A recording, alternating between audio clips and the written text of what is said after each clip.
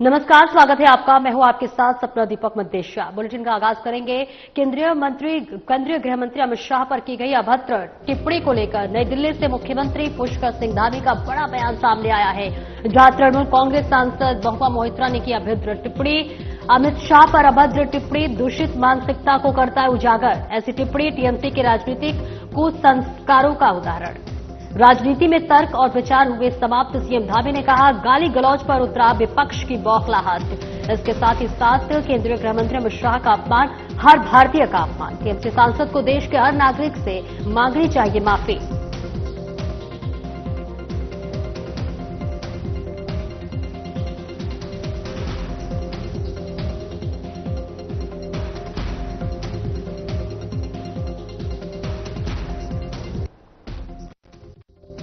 और आगे बढ़ेंगे, जहां नेता प्रतिपक्ष यशपाल आर्य ने सम्मान समारोह में शिरकत की। जी हां, आपको बताते चले कि जहां तमाम लोगों की मौजूदगी भी रही। अपने विधानसभा क्षेत्र बाजपुर में जनता से संवाद किया। कांग्रेसियों ने फूलमाला पहनाकर किया स्वागत। प्रजातंत्र की प्राथमिक इकाई ग्रामीण क्षेत्र यशपाल आर्य ने कहा, इसके साथ ही प्राथमिक इकाई में जनता ने जताया कांग्रेस पर भरोसा। ग्रामीण क्षेत्र के विकास से होगा देश का विकास। कांग्रेस ने हमेशा विकास को दी प्राथमिकता। जाति धर्म से ऊपर उठकर जनता के प्रति निभाया अपना कर्तव्य। सेवा ही धर्म हमारा मूल मंत्र। बीजेपी के खुलेआम किया पंचायत सदस्यों का अपहरण। पंचायत चुनाव में धन बल और सत्ता बल का हुआ दुरुपयोग। हाईकोर्ट ने स्वयं लिया था मामले का संज्ञान।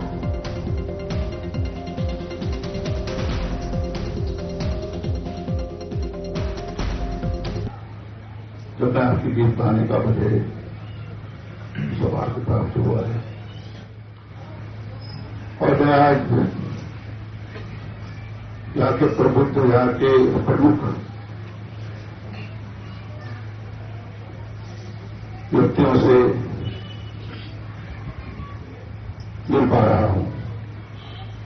आशीर्वाद से, आपके सहयोग से, आपके समर्थन से इस जो हमारी प्राथमिक इकाई है, प्रजातंत्र की प्राथमिक इकाई, छोटी सरकार के लिए ग्रामीण क्षेत्र की, उसमें आप लोगों ने जो इन्हें चुनकर भेजा, जिससे रोशनी शुरुआत है आने वाले भविष्य की और हमारी बहनों की, माताओं की लोकतांत्रिक व्यवस्था में, प्रजातंत्र में भागीदारी भी सुनिश्चित की गई है। ये चुनाव विकास का चुनाव हो सकता है और हमने हमेशा विकास को ही प्राथमिकता दी सर। हमने कभी जाति, धर्म, मजहब या दलगत राजनीति को हमने कभी महत्व नहीं दी। हमने हमेशा जाति धर्म से ऊपर उठकर सामाजिक समानता और दलगत राजनीति से ऊपर उठकर कोई किसी धर्म का है। और एक छोटे से ब्रेक के लिए रुकेंगे, जल्द लौटते हैं।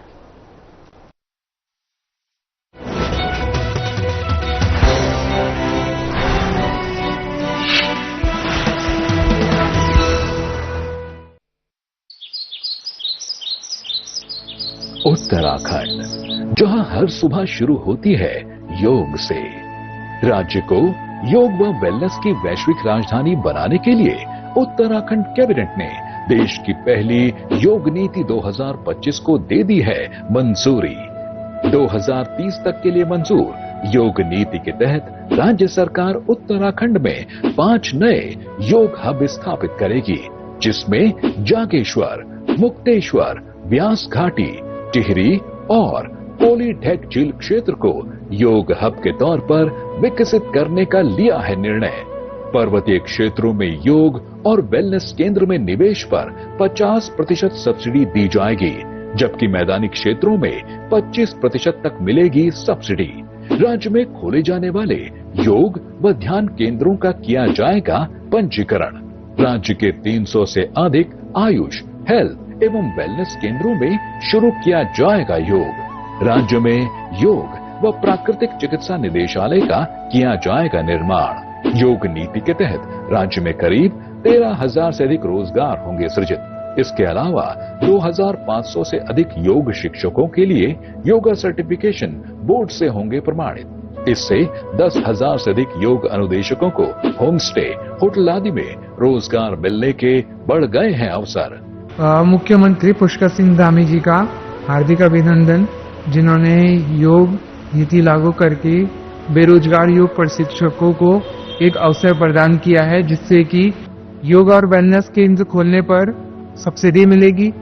सरकार की योग नीति से हम सभी को फायदा हो। मुख्यमंत्री पुष्कर सिंह धामी की दूरदृष्टि से वैश्विक संवाद का केंद्र बन रहा है उत्तराखंड। यहाँ योग सिर्फ अभ्यास नहीं, एक जीवन है। प्रधानमंत्री श्री नरेंद्र मोदी के मार्गदर्शन में मुख्यमंत्री श्री पुष्कर सिंह धामी ने कई ऐतिहासिक फैसले लिए हैं, जो देवभूमि उत्तराखंड की सांस्कृतिक विरासत और विकास को आगे बढ़ाने में निर्णायक साबित हुए हैं। मुख्यमंत्री श्री पुष्कर सिंह धामी की दूरदर्शी सोच से आजाद भारत के इतिहास में समान नागरिक संहिता लागू करके नए युग का शुभारंभ करने वाला उत्तराखंड देश का पहला राज्य बना है। देवभूमि उत्तराखंड के संसाधनों और जमीनों को बचाए रखने के लिए जनभावनाओं के अनुरूप सख्त भू कानून लागू किया गया है। प्रदेश में पहली बार जबरन धर्मांतरण को संज्ञेय अपराध माना गया है और दोष सिद्ध होने पर 10 साल की गैर जमानती सजा का प्रावधान किया गया है। उत्तराखंड में देश का सबसे सख्त नकल विरोधी कानून लागू किया गया है। प्रदेश में पहली बार सरकारी नौकरियों में महिलाओं को 30% क्षैतिज आरक्षण प्रदान किया जा रहा है। राज्य में 23,000 से अधिक सरकारी नौकरियों में युवाओं को पारदर्शी प्रक्रिया से नियुक्ति दी गई है। डबल इंजन सरकार के कुशल नेतृत्व में G20 बैठकों से उत्तराखंड को ग्लोबल पहचान मिली है। इन्वेस्टर्स समिट से प्रदेश में निवेश के नए द्वार खुले हैं। राष्ट्रीय खेलों का भव्य और सफल आयोजन हुआ है और देश भर में खेल भूमि के तौर पर आधुनिक उत्तराखंड की पहचान बनी है। उत्तराखंड के पर्यटन को नए आयाम देने के लिए प्रदेश में पहली बार शीतकालीन यात्रा की ऐतिहासिक पहल की गई है। डबल इंजन सरकार के कुशल प्रबंधन से ही सिलक्यारा टनल से 41 श्रमिकों का सफल रेस्क्यू किया गया। नीति आयोग की SDG इंडेक्स में उत्तराखंड को देश में पहला स्थान मिला है। मजबूत संकल्प और कुशल नेतृत्व से बढ़ा है देवभूमि का मान, बनी है समृद्ध, सशक्त और आत्मनिर्भर उत्तराखंड की पहचान।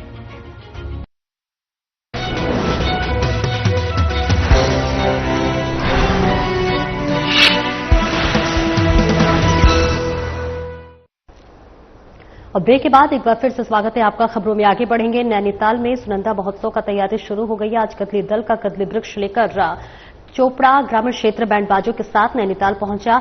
नैनीताल पहुंचने पर सूखाताल रामलीला मंचन के कार्यकर्ताओं के साथ साथ स्थानीय लोगों ने कदली वृक्ष का पूजन अर्चन कर स्वागत किया। इस दौरान जय मां के भक्तों द्वारा मां के जयकारों से पूरी सरोवर नगरी गुंजायमान कर दी। इसके बाद कदली दल सीधे तल्लीताल मां वैष्णो मंदिर गया। वहां के पुजारी और मंदिर समिति के लोगों ने पूजा अर्चना की। कदली दल तल्लीताल से मां के जयकारों के साथ माल रोड होता हुआ मल्लीताल बाजारों में परिक्रमा करने के बाद मां नयना देवी मंदिर में आम जनमानस के लिए पूजा अर्चना करने के लिए रखा गया है, जिसके बाद मां नंदा सुनंदा की मूर्ति का निर्माण किया जाएगा, जिसकी अष्टमी 31 अगस्त को ब्रह्म मुहूर्त के साथ पूजा अर्चना की जाएगी।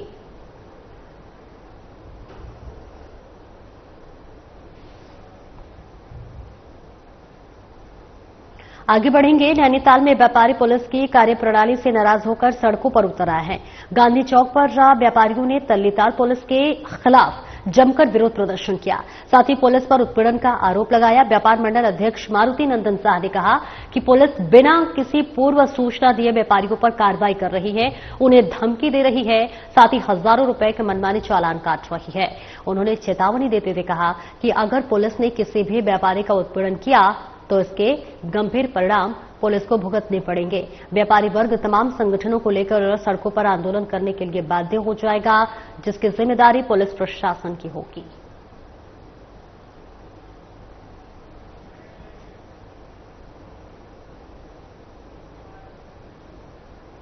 एक ब्रेक के लिए रुकेंगे, जल्द लौटते हैं।